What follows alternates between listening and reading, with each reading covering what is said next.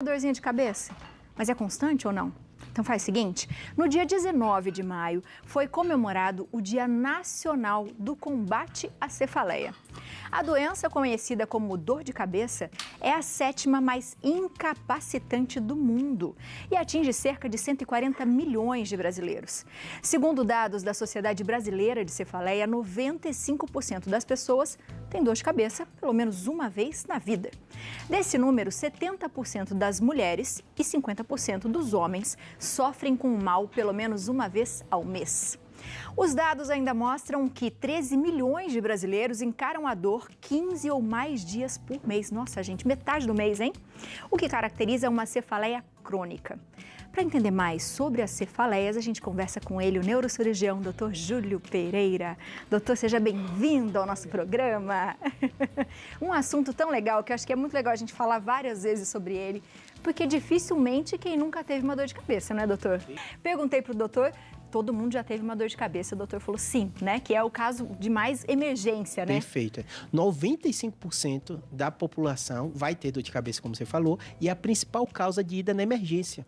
Então, imagine, né? Você pegar em qualquer emergência, vai ter gente com dor de cabeça. E tem muito comum a história familiar. Em mulher, especialmente no período menstrual, né? 15% das mulheres têm essa enxaqueca, que é justamente a cefaleia recorrente das mais comuns, junto com a tensional.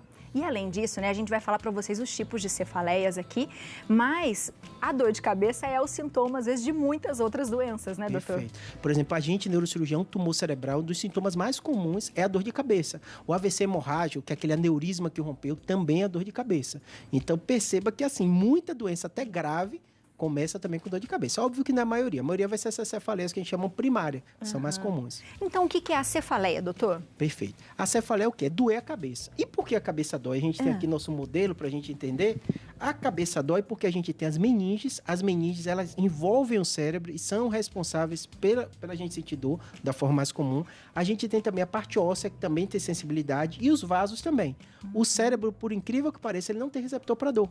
Então, por isso que às vezes a gente faz até cirurgia acordada, eu sei que é assustador, né? Mas a pessoa não sente dor. O que tem receptor sensitivo é justamente as meninges, que mais dói.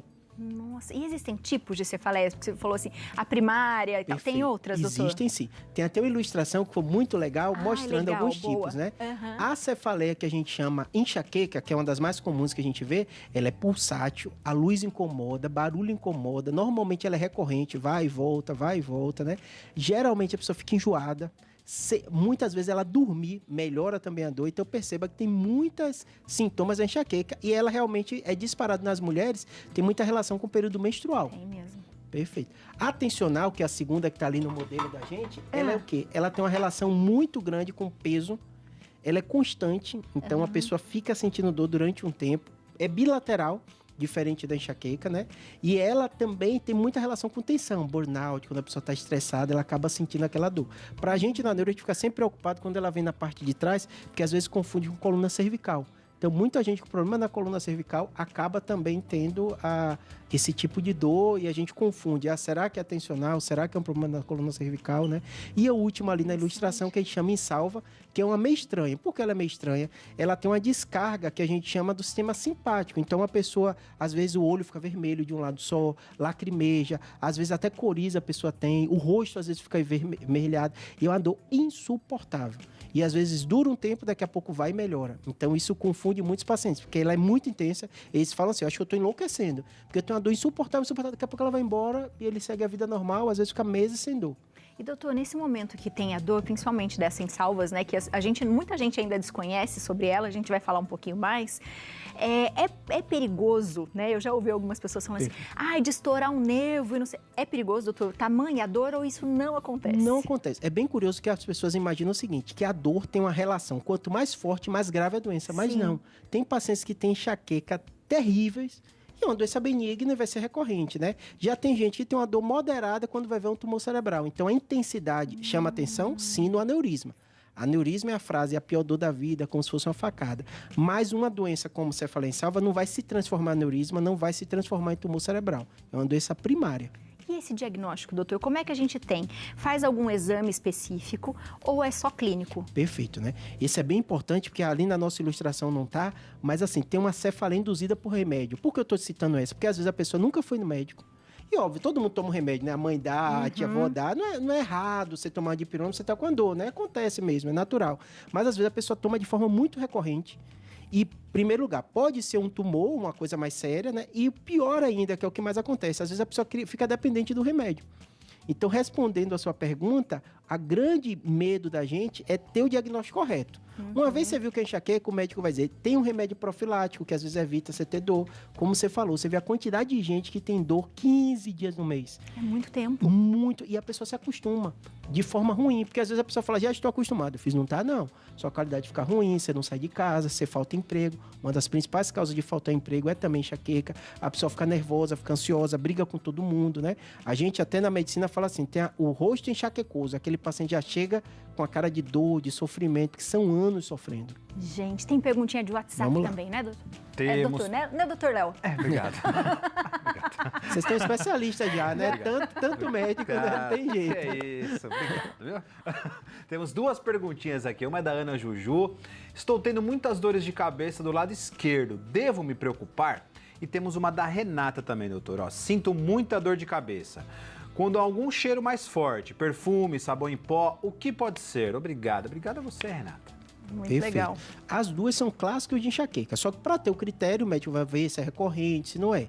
O que é que preocupa a gente, que a medo de todo mundo é ter uma coisa mais grave, né? São os sinais de alerta. É uma dor nova que nunca teve, uma dor que está aumentando, a intensidade mudou, as características mudou. Aí tem que procurar logo o médico, né? Porque existem doenças graves que dão isso.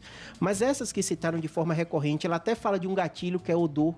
O odor pode ser um gatilho, a bebida pode ser um gatilho, café pode ser um gatilho, chocolate pode ser um gatilho, alimentos enlatados podem ser gatilho, sono é muito comum ser gatilho, fome também é comum ser gatilho. E eu tô citando muita coisa porque depende de pessoa para pessoa. Pra pessoa. Eu tenho enxaqueca, então o meu gatilho é não dormir. Se eu estiver dormindo bem, não tem problema. Mas neurocirurgião, né? Então eu já sei. Quando é difícil. Quando não dormir, eu já sei que eu me organizo para tirar um horário para dormir, senão ela vai vir. Isso que você falou é legal, doutor, porque a enxaqueca, eu tenho também, ela avisa. Avisa. Ela vai dando assim, tipo, ó, fica de olho aí, porque você vai ter enxaqueca amanhã ou daqui a pouco, né, doutor? Tem isso, né, os estágios. Porque normalmente a gente já sabe o gatilho da gente, né? Então tem gente muito comum estresse. Então a pessoa vê, não tô dormindo direito, tô estressado, isso, aquilo, vai vir a enxaqueca. E tem muita gente que tem aura. Eu tenho uma aura às vezes, então... Às vezes a pessoa tem alguma aura visual, a visão fica meio estranha, ela já sabe que vai vir a dor. Então, às vezes, avisa desse jeito. Ou já começa a ir pulsando devagarinho, assim, a cabeça, né, do ladinho, você vai sentindo um nervinho, assim. Doutor, quando a gente fala das doenças, existe um tratamento, existe uma forma das pessoas prevenirem? Por exemplo, eu não quero mais ter 15 dias no mês, por exemplo, que isso é crônico, né? Existem essas etapas de ser uma enxaqueca, eu tenho. A minha é crônica, isso acontece também, né, doutor? Acontece, e esse é o maior erro das pessoas, porque as pessoas já acostumaram, a avó, todo mundo tinha, e acha que enxaqueca não tem tratamento. E tem. O tratamento profilático melhora a qualidade de vida. Primeiro lugar, enxaqueca não tem cura, simples. Segundo lugar, ela causa um comportamento de paciente de dor crônica. Às vezes ele fica antissocial, às vezes ele fica nervoso. E você tomar remédio, eu tenho muito paciente que eu acho até bom, não quero tomar remédio. Eu suporto. Tudo bem, quanto menos remédio, melhor. Mas você não tomar remédio às custas de piorar sua qualidade de vida 15 dias no mês, não faz sentido.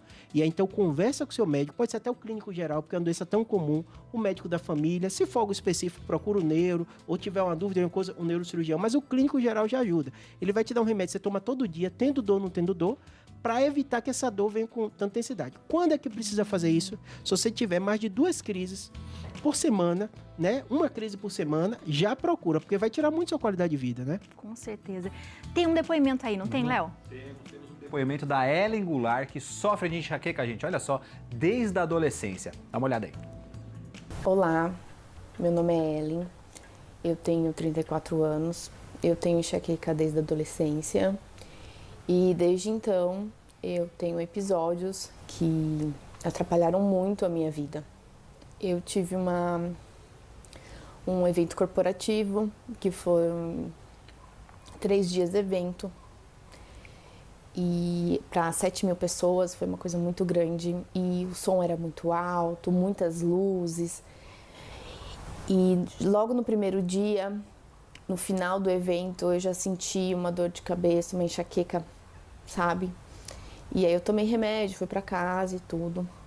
E aí no segundo dia, essa enxaqueca já permaneceu, eu já fiquei no evento com óculos escuro, com protetor auricular, para conseguir acompanhar as palestras e tudo, porque era um evento muito importante para mim, né, na minha profissão. Mas no terceiro dia eu não consegui voltar, porque a crise ficou muito forte de enxaqueca, muito forte. Eu passei o dia todo de cama, medicada, mas eu fui extremamente desacreditada, que era frescura, que eu não queria ir por preguiça. Então eu vim aqui compartilhar o meu depoimento de algumas situações que eu fui privada, para as pessoas saberem que enxaqueca é séria, que infelizmente a gente deixa de participar de momentos realmente muito importantes na nossa vida pessoal, da nossa carreira profissional, por causa dessa condição da enxaqueca. Muito obrigada. E é muito legal isso, né, doutor? Porque a gente começa a perceber que não é só um tratamento medicamentoso, né? Às vezes é necessário você até fazer uma terapia para você conseguir entender o que você tem, porque o julgamento das pessoas em volta também colaboram para que você piore, né? Perfeito. Você vê que até o jeito dela contar, né, mostra um sofrimento. Porque o que acontece com enxaqueca? O que eu mais noto? O paciente pensa assim, poxa, não era para eu ter isso. Meus exames estão vindo normais. Eles falam isso, mas meu exame veio normal. Eu fiz enxaqueca desse jeito. Então, ela faltou o trabalho. Imagine, evento corporativo, deve ser o ápice, mas todos os gatilhos, né? Você viu que o dela é auditivo, do som alto. A luz também é um gatilho, né? O Léo mostrou o exemplo lá da moça, o odor. E a pessoa se sente culpada. Então, ela tem que dizer, eu fiquei em cima da cama, eu não consegui fazer nada, né? Porque é um sofrimento muito grande. Mas, assim, tem CID, é um diagnóstico, né? É uma dor, às vezes, insuportável. O paciente vai para emergência por causa disso. Mas tem tratamento, tem profilaxia. Tem até procedimentos que a gente faz. Às vezes, tem que aplicar anestésico em alguns pontos gatilhos. Às vezes, tem aplicação de botox. Então, tem muito procedimento que pode ser feito também. E esse do botox, doutor, é aqui atrás? Isso. É, né? E, na verdade, o neuroclínico vai avaliar onde está com o maior ponto de tensão, qual tipo de dor, então varia muito. Tanto que hoje em dia já tem médico especializado para esse tipo. A gente faz muito na neurocirurgia por causa da nevralgia occipital. Então o paciente tem um choque, uma coisa estranha. Quando ele deita no travesseiro dói, quando ele passa a mão, vai pentear o cabelo, tem muito choque. E a gente sabe onde o nervo está passando e a anestesia bloqueia esse nervo. O fato da gente bloquear o paciente, sumiu a dor. Aí você já sabe que é aquele tipo de dor. Que demais isso. Léo, tem um monte de pergunta aí no Instagram, né? A B.O. bombando, viu, gente? Bombando mesmo. Tá deixando a Andressa com dor de cabeça de tanta pergunta, viu? Ó, doutor, tenho dores fortíssimas na parte frontal esquerda da cabeça. Chego a lacrimejar. Por favor, como aliviar essa dor? A gente vai conseguir, fica tranquila. Ela tem essas características dessas dores que tem característica simpática, né? Então tem que ficar atento com a cefaleensalva, que às vezes é uma dor muito intensa atrás do olho, né? E aí o médico vai dar profilaxia. É curioso porque assim, as pessoas contam esse relato, quando você vai ver, você já viu o médico alguma vez? Ah, não. Aí você vai ver a pessoa tem adolescência a vida inteira, né? Então o médico vai dar um remédio para evitar e ele também vai dar um remédio para no momento da crise da dor. No caso da enxaqueca, tem muito remédio, dizendo nome comercial, porque são famosos, Sumax, Naramig, é muito remédio que eles foram criados para isso. São caros, né? Então, às vezes, vem uma caixinha com 5, 6, o paciente reclama por isso. Às vezes é 30, 40 reais. Mas, assim, às vezes, na hora da crise, o paciente tomar aquele remédio, evita que ele vá no pronto-socorro, melhora a qualidade de vida. Eu canso de ter paciente que leva na bolsa. Fala assim, Júlio, o remédio é muito caro, não dá para eu tomar sempre, mas quando vem a crise, só ele. A gente chama esses remédios abortivos de dor. Na hora que a dor vem, na hora que a dor tá forte, você toma. Os outros a gente chama profilático, que tendo dor, não tendo dor, você tem que tomar o remédio. Tem que tomar o remédio. Boa. Próxima, Léo. Mais perguntas aqui, ó. Da Nath. Eu sinto dor de cabeça quando abre a cortina do meu quarto e entra aquele sol.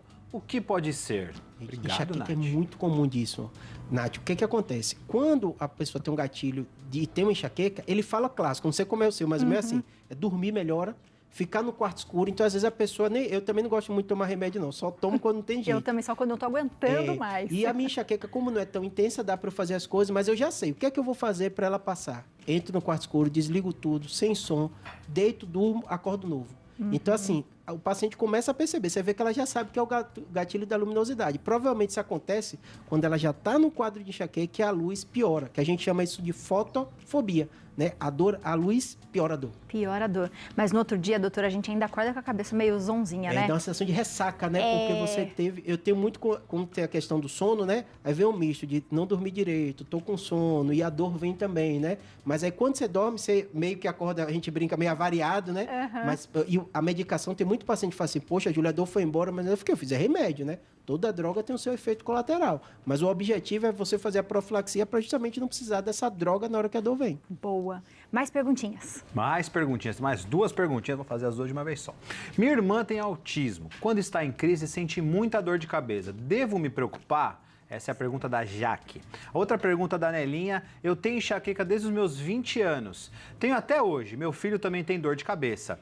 Meu filho também pode ter enxaqueca? Obrigado pelas perguntas, viu? É o mais comum. Respondendo essa última, a enxaqueca é familiar. Então, normalmente, ela já vai ensinar o que ela faz para o filho e é muito comum mesmo, né? No caso, ela já tendo, o filho tem uma chance muito grande. Os pacientes que têm outros transtornos associados, eu falo assim, não tem jeito na neuro. Quando você tem uma doença, você tem uma chance maior de ter outra. Então, depressão acontece muito. O paciente tem depressão, tem enxaqueca, ansiedade, insônia. Então, eu brinco até com meus pacientes. A gente não sabe se é causa ou consequência. Você tem uma dor e a depressão acaba piorando, então tem que tratar as duas coisas. Se ele tem autismo e está acompanhado, provavelmente o psiquiatra, o neuropédico que acompanha ele, tem um costume muito grande de tratar a cefaleia. Ela tem que pontuar. Porque às vezes o paciente acha que é tão comum dor de cabeça que nem sequer fala na consulta. Minha gente, e não pode, porque provavelmente nesse momento da crise já vem o estresse, já vem várias coisas junto, mais a dor de cabeça é só piora, doutor. Perfeito. Por isso que eu falo isso de tomar remédio. Eu também não gosto de tomar remédio, mas se você não corta o ciclo, aí você começa a ter dor, aí dorme pior, aí a dor piora, e aí fica isso que não melhora. Ô, doutor, o senhor volta pra gente falar disso? Vamos lá. Porque tem mais coisas, bombou de pergunta. Vamos As pessoas lá. querem saber mais, que é uma coisa acho que todo mundo tem mesmo. E a gente fala mais da salva também, porque eu acho importante a gente falar sobre ela. Você de casa, aproveita, segue o doutor na internet, segue o doutor no YouTube, porque ele faz vídeos sempre falando de um monte de coisa. Ó, o telefone é o 11 99503 8838 e o Instagram Neurocirurgia BR. Doutor, seja sempre bem-vindo, viu? Obrigado. O senhor não nos dá nenhuma dor de cabeça, pelo contrário, o senhor nos alivia. É que vocês já são especialistas, já fica você e Léo bombardeando só das perguntas certíssimas, né? O senhor mais é maravilhoso. relevantes. Obrigada, viu? Léo.